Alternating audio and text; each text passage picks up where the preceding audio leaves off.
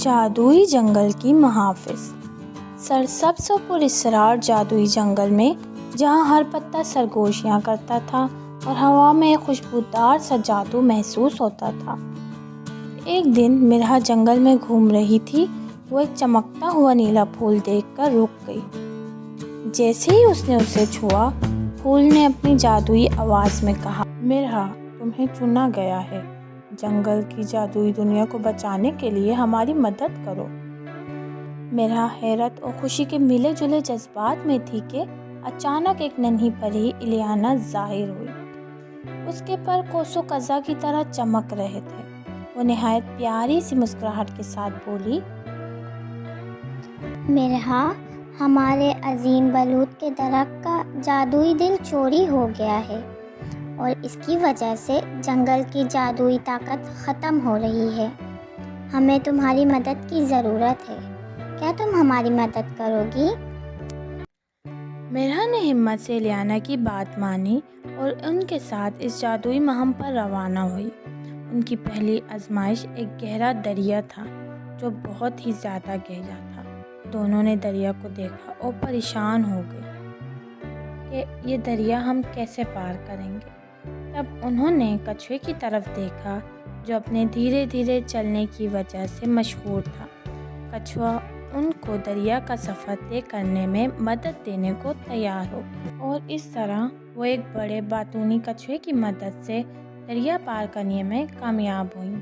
کچھوا اپنی چالاکی اور مزاحیہ باتوں سے سفر کو آسان بنا دیتا تھا۔ اس کے بعد انہوں نے ایک پہاڑ دیکھا جو مٹھائی سے بنا ہوا تھا، مگر اس پر چڑھائی کرنا آسان نہ تھا۔ وہاں مرہا کی حوصلہ مندی اور الیانا کی جادوئی صلاحیتوں نے انہیں آگے بڑھنے میں مدد دی۔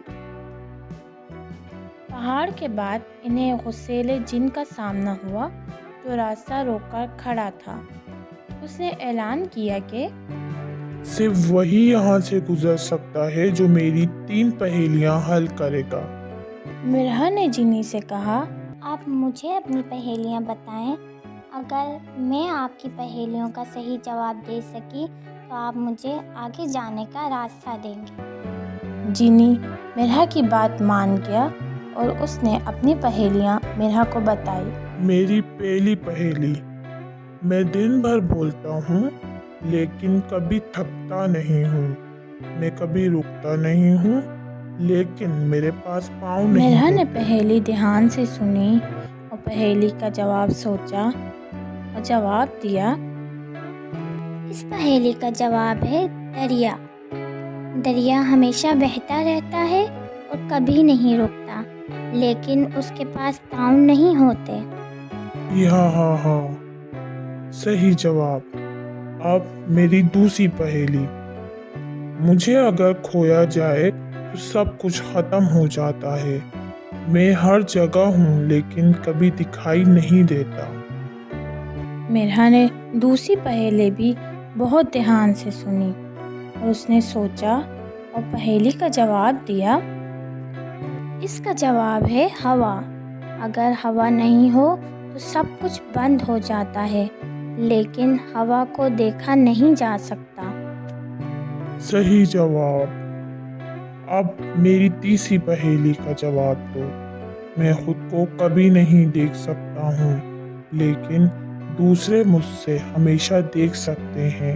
میں سب کے لیے بہت ضروری مرہا ہوں۔ نے تیسری پہیلی بھی بہت دھیان سے سنی اور اس نے اس کا آنسر سوچا اور بولا، اس کا جواب ہے آئینہ۔ آپ اپنے آپ کو آئینے میں دیکھتے ہیں لیکن آئینہ خود اپنے آپ کو نہیں دیکھ سکتا۔ آئینہ ہر کسی کے لیے ضروری ہوتا ہے۔ مرہا نے اپنی ذہانت سے پہیلیاں حل کی اور جن نے خوش ہو کر ان کے لیے راستہ کھول دیا۔ وہ دونوں چلتے ہوئے پہاڑ میں سے نکل آئیں۔ آگے چلتے چلتے آخر کار وہ اژدہے کے غار تک جا پہنچی۔ یہ ایک بڑا خوفناک نظر آنے والا اژدہا تھا، لیکن اس کی آنکھوں میں اداسی تھی۔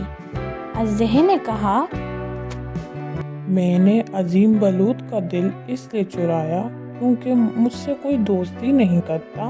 میرا کوئی دوست نہیں ہے، सब मुझसे डरते हैं और मैं तन्हा हूँ। अगर तुम दिल वापस करोगे तो मैं तुमसे दोस्ती का वादा करती हूँ। मैं हर हफ्ते तुमसे मिलने आऊँगी। अजदह ने पहले तो बहुत सोचा, फिर उसका दिल खुश हो गया और उसने जादुई दिल इलियाना और मिरहा को वापस कर दिया।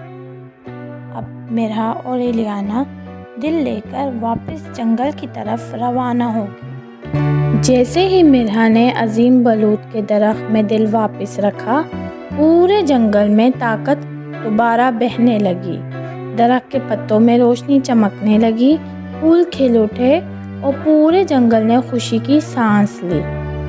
उस दिन के बाद मिरहा जंगल की मुहाफिज बन गई। वो और इलियाना अजदह की बेहतरीन दोस्त बन गई और जंगल हमेशा जादुई और खुशहाल रहा। ये कहानी हमें सिखाती है, दोस्ती और हमदर्दी लोगों के दिल बदल सकती है।